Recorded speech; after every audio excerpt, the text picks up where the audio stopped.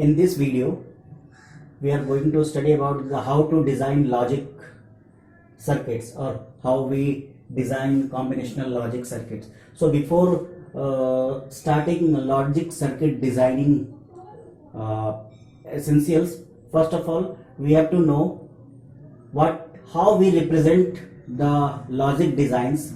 So basically, when we talk about combinational circuit, the design requirements of any combinational circuit may be specified in these three ways. The first thing is a set of statement. The set of statement, that means we can say we have we need a circuit like which have 4 inputs and 1 output. We can select one input and that input goes to the output like multiplexer circuit. So when we specify the circuits in this, that is called the state of statement. The second thing, the Boolean expression. The Boolean expression, as in previous video हमने देखा था, बहुत सारे statements हमने लिखे थे और उन स्टेटमेंट्स को बूलियन फंक्शन को यूज करके हमने रिप्रेजेंट करा था. तो उस तरीके से आप रिप्रेजेंट करते हैं. और तीसरा तरीका है जो होता है ट्रूथ टेबल में रिप्रेजेंटेशन करना किसी भी सर्किट को.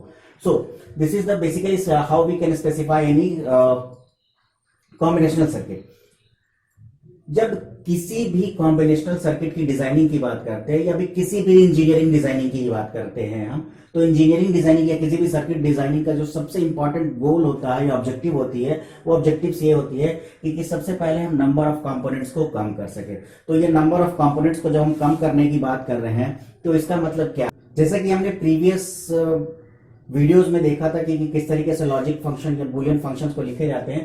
तो यहाँ हमने एक बूलियन फंक्शन को लिखा है. इस बूलियन फंक्शन में अगर आप थोड़ी सी ध्यान दो तो जब हम लोग गेट्स की बात करें तो यहाँ पे कितने गेट्स हैं.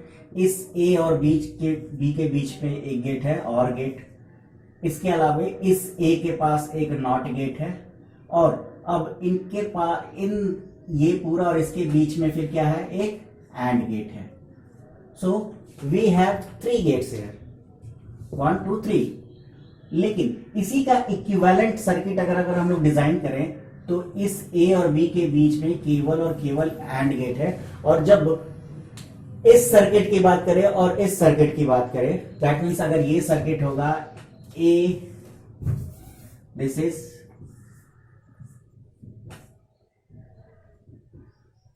ए not and this is B. और एक सर्किट है हमारा एंड गेट यहां पहले लगा हुआ, और इस एंड गेट के कंप्लीट आउटपुट को हम लोग दिस वन, ये जो आउटपुट है वो एंड गेट को जा रहा है और यहां से ए. तो अगर देखा जाए तो इस सर्किट का इक्विवेलेंट सर्किट ये है. लेकिन अगर इसी सर्किट का एक दूसरा इक्विवेलेंट सर्किट है, यहां पे हमने ए बी दिया और यहां में वाई मिला, यहां में वाई मिला. तो आप थोड़ा ध्यान से देखो, ये सर्किट कॉम्प्लेक्स भी है, ये आसान है. यहाँ नंबर ऑफ गेट्स 1 2 3, यहाँ पे सिंगल गेट है, लेकिन दोनों का आउटपुट क्या है, सेम है. इसका मतलब है कि हम लोग नंबर ऑफ कंपोनेंट्स को मिनिमाइज कर सकते हैं अगर हम बूलियन फंक्शंस को इस्तेमाल करते हैं और उसके बदले इक्विवेलेंट सर्किट डिजाइन करते हैं. तो so this is how to minimise the components. आपने पढ़ा होगा लेवल ऑफ इंटीग्रेशन, जिसमें small scale integration, medium scale integration, large scale integration. तो बेसिकली जब इंटीग्रेशन की बात करते हैं तो वहां पे क्या होता है कि जैसे जैसे इंटीग्रेशन बढ़ा, हमारा कंपोनेंट का साइज या हमारे प्रोसेसर या आईसी का साइज छोटा होता चला गया और नंबर ऑफ कंपोनेंट्स इंक्रीज होते चले गए. यानी नंबर ऑफ कंपोनेंट्स इंक्रीज हो रहे हैं, मतलब इक्विवेलेंट कंपोनेंट हम यूज कर रहे हैं ताकि साइज भी छोटा होता चला गया. तो मिनिमम नंबर ऑफ कंपोनेंट्स की बात करते हैं, मतलब कि हम कम से कम कंपोनेंट्स में ज्यादा से ज्यादा फंक्शन अचीव कर सके. दूसरी बात करते हैं ensure low cost. Low cost obvious number of gates अगर हमारा कम होगा तो हमारे आईसी की या प्रोसेसर की या सर्किट की जो कॉस्टिंग होगी वो कम होगी. और जब नंबर ऑफ कंपोनेंट्स कम होंगे तो स्पेस भी कम आएगा, इसका मतलब साइज छोटा होता चला जाएगा. और जब नंबर ऑफ कंपोनेंट्स ज्यादा थे तो पावर यूटिलाइजेशन ज्यादा था कि हर कंपोनेंट को इलेक्ट्रिसिटी करंट चाहिए होता है. जबकि हमारे पास नंबर ऑफ कंपोनेंट्स कम होंगे तो कम स्पेस और इलेक्ट्रिसिटी की बात करेंगे, तो पावर रिक्वायरमेंट भी क्या हो गया, कम होता चला गया. साथ ही साथ जब सर्किट कॉम्प्लेक्स से हम सिंप्लीफाई करते चले जाते हैं तो सर्किट की ऑब्वियस रिलायबिलिटी क्या होती है, बढ़ती चली जाती है. तो ये सारे जो किसी भी इंजीनियरिंग डिजाइन के ऑब्जेक्टिव्स या गोल्स होते हैं उसी को हम लोग यहाँ पे अचीव करने की कोशिश करेंगे जब हम लोग किसी भी कॉम्बिनेशनल सर्किट के डिजाइनिंग की बात करेंगे। तो अब design any combinational logic circuit और any logic circuit can be design by using two methods. The first method is traditional method, the another method is standard method. So in traditional methods we are simply using the logical expression and truth tables. By using these we can design any logic circuit, but in standard method it is a complex logic functions, तो इसको आसानी से design नहीं किया जा सकता है, जबकि ये ट्रेडिशनल मेथड होता है जो काफी सिंपल अप्रोच रखता है, जिसको इन अप्रोच को यूज करके हम लॉजिक सर्किट्स डिजाइन कर सकते हैं। जहां तक स्टैंडर्ड मेथड्स की बात है तो यहाँ पे MSI circuit, LSI circuit, medium scale integration और लार्ज स्केल इंटीग्रेशन सर्किट्स की जब डिजाइनिंग की बात की जाती है तो वहां पे इन सारे स्टैंडर्ड मेथड्स को यूज किया जाता है जो कि कॉम्प्लेक्स लॉजिक फंक्शंस होते हैं।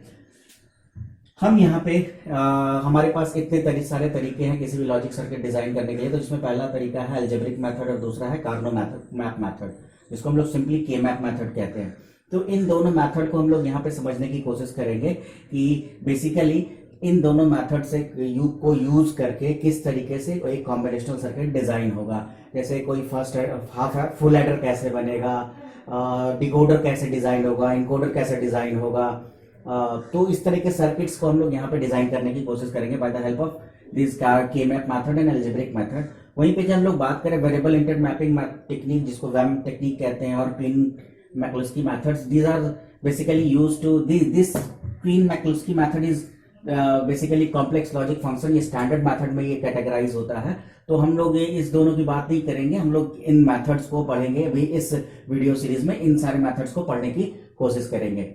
सो कॉम्बिनेशनल लॉजिक सर्किट डिजाइन के बेसिक्स में इतना ही। नेक्स्ट वीडियो में हम लोग जानने की कोशिश करेंगे कि अलजेब्रिक मेथड्स के कौन कौन से फॉर्म होते हैं, उन फॉर्म को समझने की कोशिश करेंगे और उन फॉर्म को फिर स्टैंडर्ड मेथड में कन्वर्ट करेंगे, जिसको कि हम लोग के मैप में यूज करेंगे।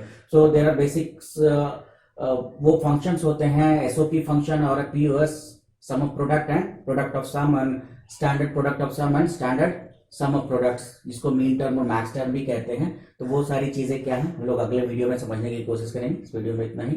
Thank you.